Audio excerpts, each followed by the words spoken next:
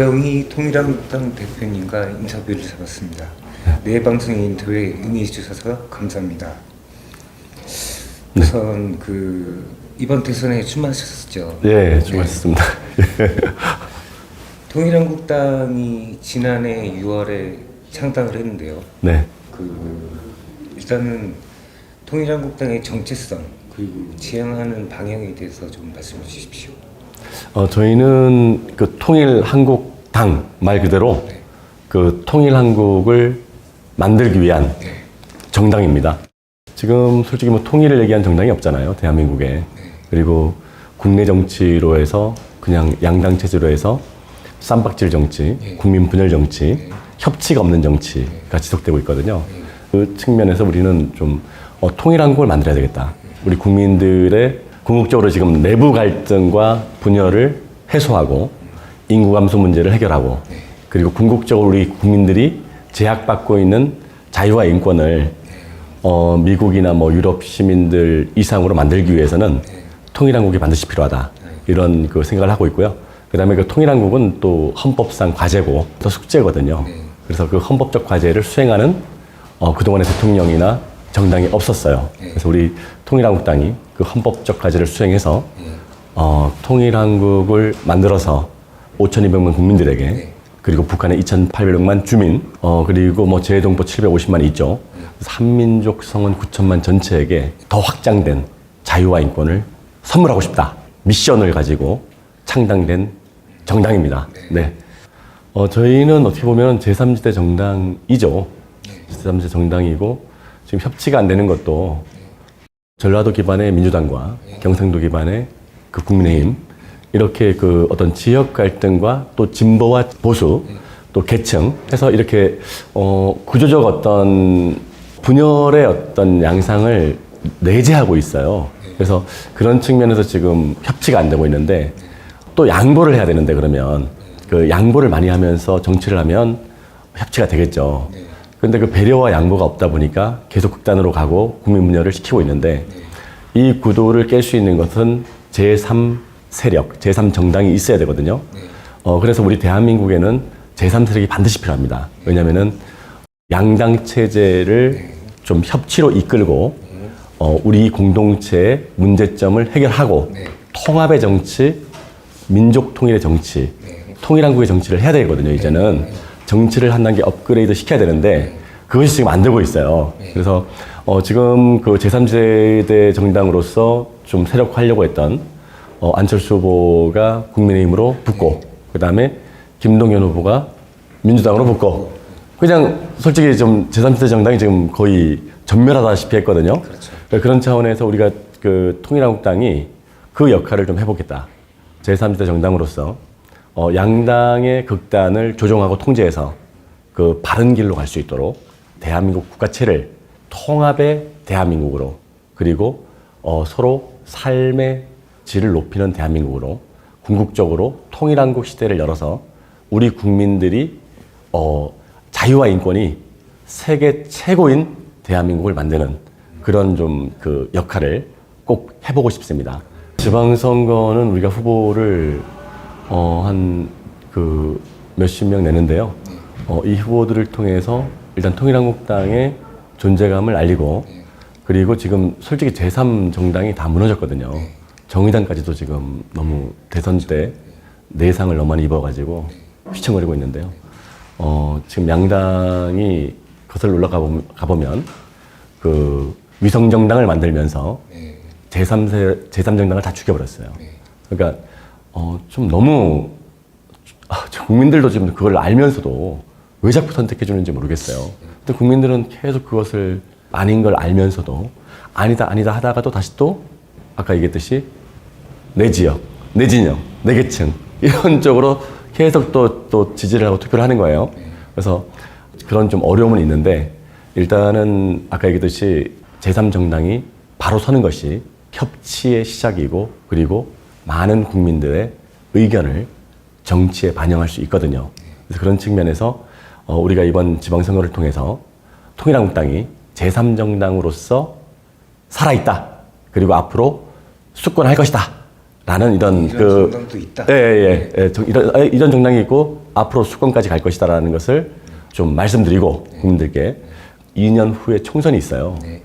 2년 후에 총선에서는 명실상부한 국회의원을 많이 배출해가지고 제3의 정당 또는 제2의 정당까지 한번 좀 캐스팅 모두가 캐스팅 보트도 하면서 만약에 국민들 지지가 많으면 제2 정당까지 좀 가보는 그런 대역사를 만들고 그리고 다음 대선 때는 반드시 우리 당의 후보가 대통령이 당선되는 수권을 하는 그런 그 계획을 반드시 좀 실천하려고 합니다. 일단 우리 청년들이 25세에서 49세까지 청년 계층이죠. 이 계층이 자기 집을 가지고 있어야 되거든요. 근데 지금 정치권은 지금의 대통령, 지금의 국회의원 이 사람들은 인색해요. 자기 자식한테만 이렇게 뭐 집을 주거나 뭐 50억 받게 해주거나 대신 뭐 이런 쪽으로 좀 많이 부정부패가 만연하고 있거든요. 근데 실질적으로 정부에서 또 대통령이 나서서 국회에서 나서서 조금만 신경 쓰면 내 집 마련할 수 있게 해줄 수 있거든요. 그게 뭐냐면은 우리 정책을 내놨어요. 25세, 49세까지의 청년 세대에 대해서 집을 살 때 LTV 그 LTV 80% 내지 90%까지 그 대출을 해주고 그 다음에 장기저리 1%의 장기저리 정책 자금을 지원해주면 청년들 누구나 다 집을 살 수 있습니다. 왜 가능하냐면 우리가 그 LTV를 80% 90% 해줄 때는 좀 부실에 대한 염려가 있잖아요. 근데 부실에 대한 염려가 있는데 연 1%의 이자로 정책 자금을 지원해주면 자기가 원룸 사는 비용 또는 아파트에 월세로 사는 비용 뭐 전세 대출 받아서 살고 있으면서 전세 이자 그 전세 자금 대출에 대한 이자를 내는 비용이면 1% 이자이기 때문에 충분히 커버되거든요. 그럼 부실의 염려가 없어요. 그래서 정부가 나서서 우리 청년 계층이 집을 사고자 하는 청년은 누구나 집을 살 수 있게. 근데 이 정부나 지금 수많은 청년 복지 정책을 내놓지 않습니까? 그리고 주거 복지 정책을 내놓고 있는데 이 사람들이 엄청난 천문학적 돈을 쓰면서 그 돈을 쓰면서도 부익부 빈익빈만 만들고 있는 것이 현재 정치권이에요. 그러면 조금만 우리가 창의적 발상을 해보면 누구나 집을 살 수 있게 연 1% 정책금리 한다 했을 때 정부가 부담할 수 있는 한국은행이 부담하는 어떤 그런 예산은 얼마 안 되거든요. 그러면 그 지원하고 그럼 집만 이렇게 지원하면 청년들이 자유롭게 결혼할 수 있죠. 그리고 아이 낳을 수 있죠. 또 결혼 그 연령이 나이가 좀 낮아질 겁니다. 결혼 연령이. 그 다음에 자연스럽게 그 부모 세대, 청년에 대한 부모 세대에 집을 사줘야 하는 그 부담이 감소되면서 그 장년층의 삶의 질이 올라가요. 그러니까 모든 국민이 행복할 수 있는 방법이 있음에도 불구하고 뭐 청년 정책에 그 20조를 쓰네 복지에 그 출산 장려에 그 이런 인구 감소 문제를 해결하기 위해서 50조를 쓰네 막 이런 식으로 하고 있는데 저는 도저히 이해가 안 되는 상황이고요. 저는 좀 부동산 전문가 아닙니까? 노후대책 전문가고. 그래서 저는 또 20년 넘게 이 부동산 사업을 해왔기 때문에 충분히 그 정책금리, 이자 1%, 연금리 1%로 해줬을 때 그 한국은행에서 조달하는 금리의 차액만 정부에서 부담해주면 모든 국민이 행복할 수 있다. 모든 국민이 내 집 마련 할 수 있다. 저는 이렇게 생각하고요. 이 창의적 발상을 왜 못하는지 계속 그냥 예산만 축내고 있는 겁니다, 지금. 네. 청년 복지를 하네. 그 다음에 저소득층 복지를 하네. 하면서 노인 복지를 하면서 엄청난 돈만 쓰고 있어요. 그래서 이 구조는 좀 반드시 좀 정책에 빨리 입안됐으면 좋겠습니다. 네. 네. 내가 청년들 많이 만나보면 집이 없어서 결혼을 못 하겠대요. 그게 말이 됩니까? 그럼 집을 준비해줘야죠. 도와줘야죠. 근데 이 정치권이나 대통령이나 이 사람들은 자기들의 어떤 자본 탐닉 그리고 자기들의 권력 탐닉에 빠져가지고 이 청년들과 국민들의 삶을 돌보지 않아요. 그래서 그런 측면에서 또 머리가 없는지 창조적 어떤 창의적 발상을 해야 되는데 창의적 발상을 못하다 보니까 예산만 계속 엄청난 천문학적 숫자의 예산만 매년 축내고 있어요. 그래서 그런 측면에서 금방 얘기했듯이 주거에 대한 전 국민에 대한 국민이면 누구나 대한민국 국민이면 누구나 내 집을 가질 수 있는 지원을 해주면 그러면은 좀 그 불행을 느끼는 국민이 줄어들고 그리고 그 행복을 느끼는 그리고 나의 자유와 나의 그 인권을 만끽하는 그런 대한민국이 되지 않을까 싶어요. 그래서 모든 기준이 지금의 대한민국의 이 노블레스, 다시 말해서 상류층, 그리고 권력층, 입법 권력과 청와대 권력, 이제 청와대 아니죠. 용산 시대가 되는데 하여튼 그 대통령 권력, 법원 권력 있죠. 뭐 검찰 권력 있죠. 근데 이 사람들은 제가 봤을 때는 좀 권력 탐닉에 빠져 있는 것 같아요.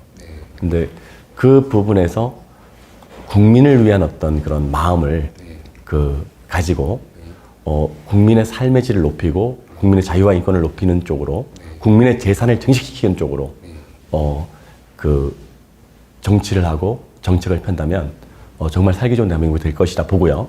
그 다음에 특히 그 대한민국 그 상류층은 특히 정치 그룹은 국민들을 부자 만드는 것에 대해서 국민의 행복, 국민의 경제 성장, 그러니까 각자의 어떤 가정 경제를 성장시키는 그 국민의 재산 증식, 국민의 그 경제력을 올려주는 것에 대해서 너무나 인색합니다. 그래서 그 부분은 너희들이 주식을 하든 말든 뭐 손해보든 말든 뭐 내가 알 바 아니야.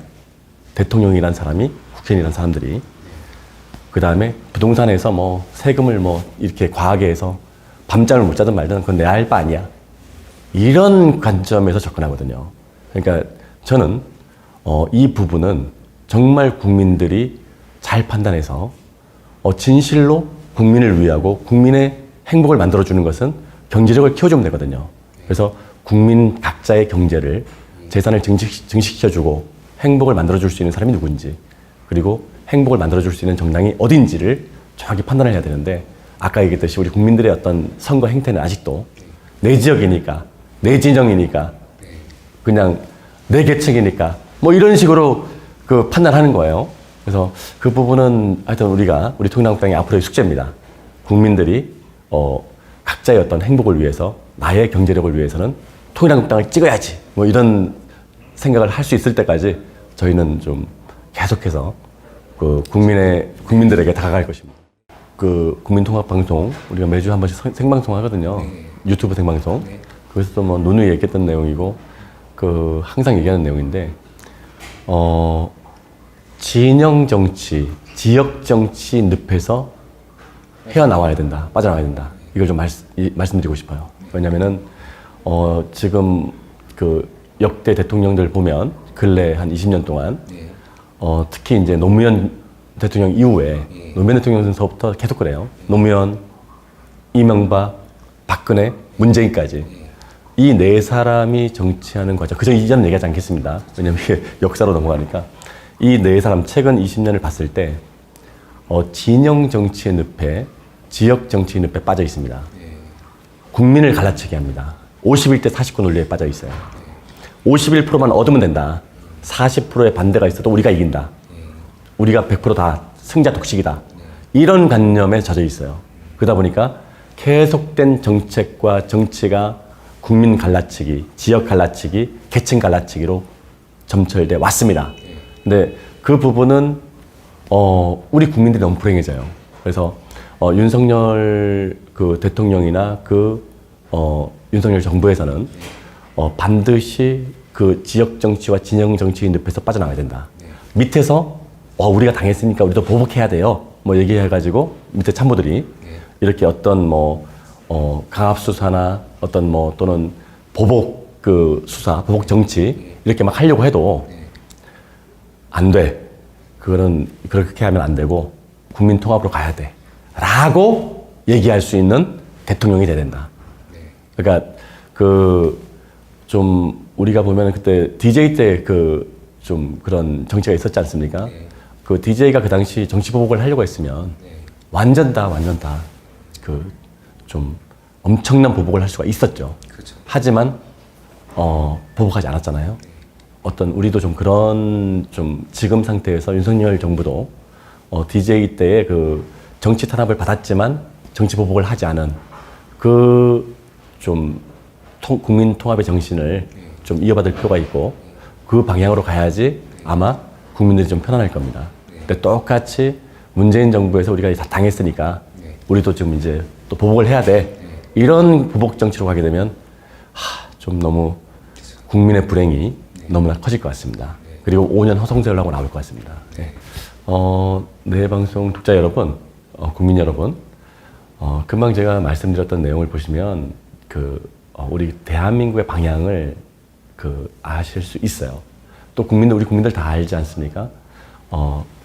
국민 분열 정치와 보복 정치에서 국민 통합 정치로 가야 되고요. 그리고 분단 국가에서 통일 국가로 가야 합니다.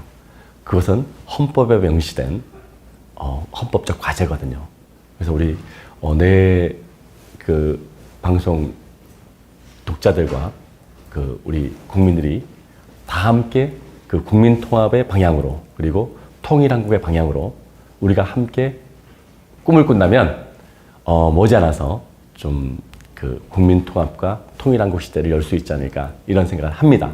그래서 앞으로 우리 통일한국당을 잘 지켜봐 주시고 많이 지지해 주시고 그리고 우리 현재 당대표로 있는 저 이경희도 많이 관심 가져 주시고 함께 행복한 대한민국 나의 자유와 인권이 세계 최고인 대한민국을 함께 만들어가면 좋겠습니다.